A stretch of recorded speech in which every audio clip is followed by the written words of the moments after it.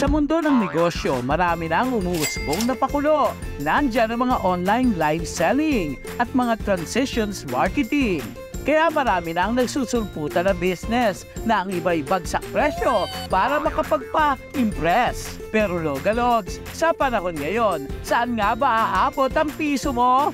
As of now, parang wala na po kasi nga po candy nga dos na eh. Sa ngayon, wala na kasi nagtataas na ang mga bilihin ngayon. Dahil sa taas ng mga bilihin ngayon, wala ka na mabibili sa labas. Miski mga chichirya, dos na, 5. Sa labas po talaga sir, wala na. Ultimo nga po candy, pag bibili ako, 2. Kung akala mo ang piso hindi na mahalaga, aba, diyan ka nagkakamali. Dahil sa bodega na ito, basta may piso kang dala, hindi ka mawawala ng pag-asa.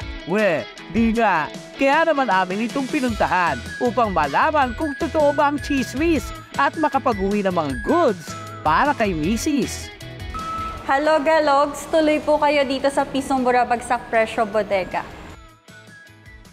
Yan, dito po yung aming bodega. Iba't ibang items po yung meron dito sa aming bodega. All-in-one shop po siya. Meron tayong mga beauty products, meron din tayong mga grocery products, meron tayong mga piso sale products, katulad na ating pisong smart TV, pisong bigas, pisong cellphone, pisong appliances katulad ng air fryer, rice cooker at speaker. Pagpasok pa lang, iba't ibang gamit ng bubungat. Mayroong kape, bigas at shampoo na mabibili mo lang sa halaga ng piso. What? Pero wait, there's more! Dahil makakabili ka rin ng mga air fryer at rice cooker. Basta may dala lang piso ang buyer. Power! Sinimulan daw ito ni Cheska noong panahon pa ng pandemya. Nagsimula sa pagla-live online hanggang sa makapagpatayo na ng malaking bodega. O, bongga! Laptop, cellphone o gamit sa bahay ba ang hanap mo? Kabog nila ang isang mall dahil they also got it all for you. Huwag daw mag-alala dahil hindi raw mabigat ito sa pulsa mo. Slay ka dyan, te!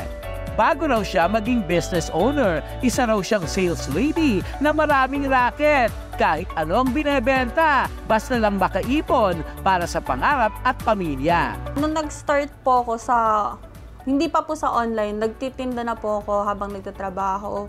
Pagpasok ko po dun sa store, hindi ko pa naman po oras ng duty. Ikot po muna ako sa may mismong mall po. Tapos may mga bit-bit ako kung ano-anong paninda, katulad ng mga frozen products, ganun.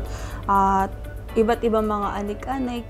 Kung ano po yung pwede kong ibenta. Halos pati mga katrabaho po, lagi akong binubuli or binubulyawan na kung ano na lang mga tinitinda mo, pati dito ginagawa mo ng palengke. Ang kanyang piso mula Bagsak Presyo Bodega ay talaga namang tinatangkilik ng madla dahil din sa kanyang mga strategiya at mga gamit na mura.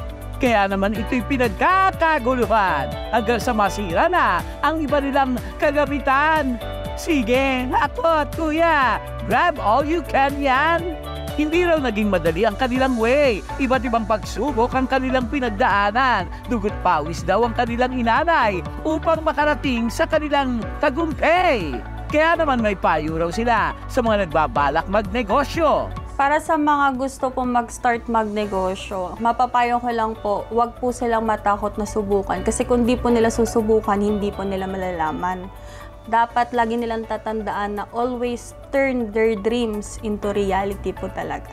Ipagpatuloy mo lang ang iyong pangarap, Cheska. Kung sa iba ang piso hindi mahalaga, pero pag ito'y naipon, iba ang saya na dala. Baka hindi lamang bigas, kape o shampoo ang mabili. Dahil for sure, dadalhin ka rin ito sa iyong pangarap na minimithi.